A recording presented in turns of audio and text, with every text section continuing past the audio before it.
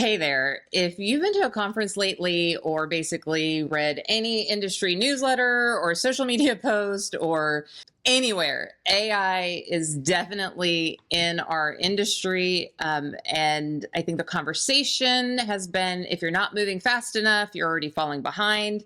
And so we were talking about this in a recent Tech Tape meeting and thought it would make sense to talk about it with y'all and say the things out loud, because we think that how we're talking about AI and property managers right now is really doing a big disservice. So I want to introduce to you, of course, John On with Tech Tape. He is the founder, but also he has a history in property management. He and his wife, Christina, have Ohana Stay in Hawaii.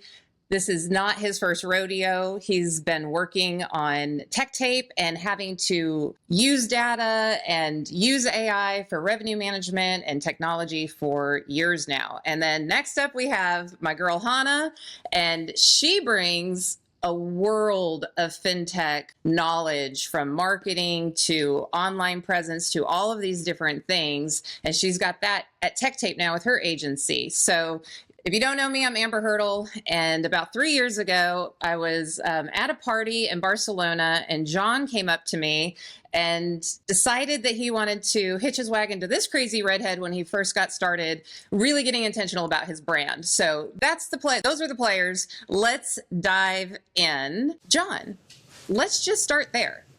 The urgency that we're seeing, like hair on fire. Is the urgency real? And do property managers really need to be stacking AI all over their business? Like, does everything have to be AI?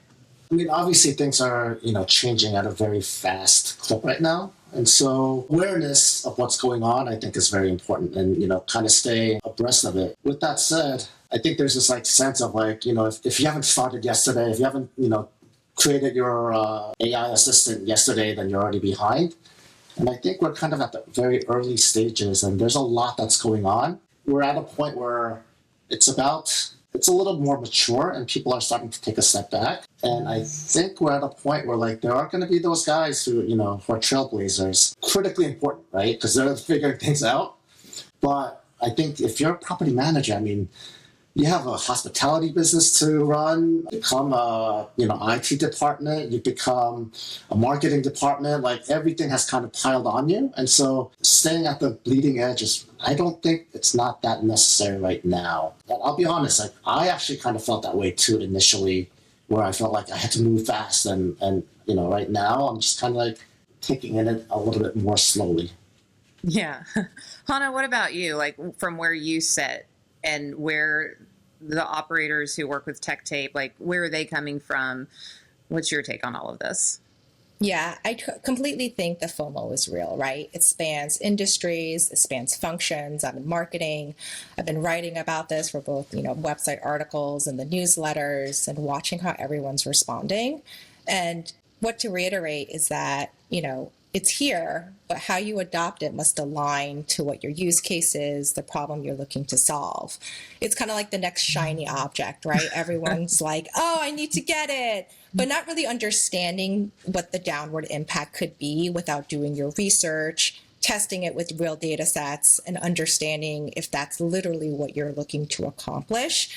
And what happens is that adding this actually adds more complexity and actually wasted mind share. So I think really the thing that everyone should really do is actually take a step back, assess foundationally what needs to be in place to then leverage AI, predictive modeling, and etc., because you could really cause a lot more chaos down the line. You had a good amount of time at Acorns, and that's talk about top of the fintech pile. Who doesn't know that brand? And so you saw a lot of tech stacks growing and just unnecessary stuff. I know we were talking about in our meeting the other day. It seems like people's answer is, okay, we have AI now, so to solve the AI problem that I have of not knowing, I'm just going to add more AI. Well, I think that's what the buzzword is, right? It's AI. I think from all of my experience working in both financial services and fintech is that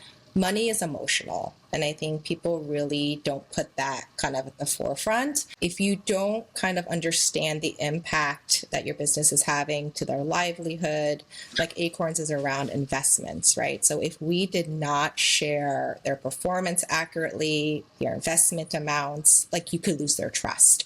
So that's why foundationally for us, before we even looked at future technology, predictive modeling, AI, we had to ensure that we were capturing the right data points.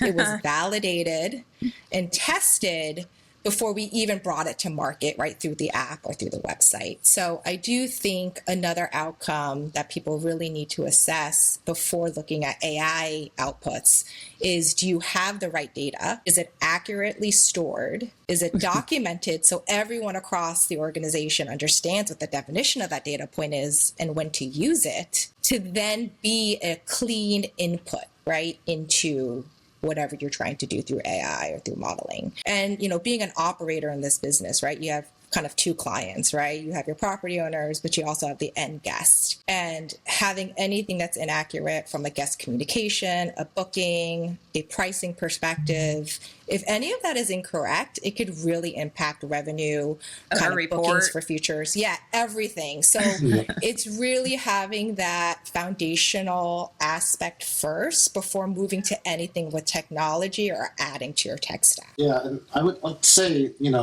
the foundation, right? So I'm an architect by training, right? Like a lot of people are trying to build shiny new objects on very shaky foundation right now is what we're seeing. And by having that solid foundation, the right data, then you're able to create the tools that actually add value to your business, as opposed to kind of on the surface, it looks like it's doing things until it stops doing it because, something falls apart. That's kind of like what I'm seeing right now is I have to move fast. So let's just iterate. Let's just throw something in and iterate and make it look good, right? That's great. But if the foundation is not there, then I know everyone's had this, you ask Claude or ChatGPT something that you know the answer to, not to test it, but just as part of a conversation, and it comes back with something completely different. And it wasn't wrong. It was just referencing the wrong data point. And right. Like if I was a property manager, there's so much that property managers, as you very well know, juggle. And so they're dealing with crazy ass peak season. They're dealing with demanding homeowners that don't understand the economy.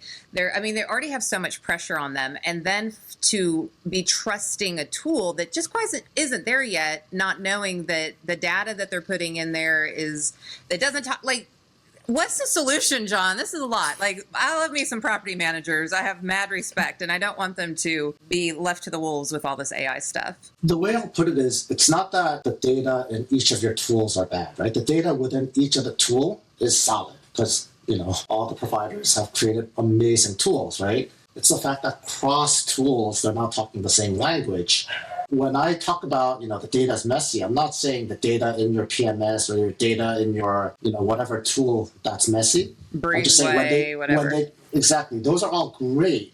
But when they start to try to talk to each other, that's where, especially with AI, it might be the same exact terminology that means something completely different. And AI, unless you've trained it or unless you've kind of put it all together, won't understand that it's, they're different things. Well, and anyone who's been through a PMS transition, they know this. This is the pain, right? So I mean, I think everyone is catching on at this point how important the data is. So I love how you're looking at things, and you're always looking at things very foundationally and very strategically and calm-minded, and you don't get on bandwagons and things like that. So your reframe is really, is your data giving AI something it can actually work with that's going to give you the answers that you want? And that's a very different problem than how do I use AI in my business, or how can I use AI in my business? So we want to know, and if you just put it in the comments, if you could change, or if there's one data challenge that you can fix in your business tomorrow,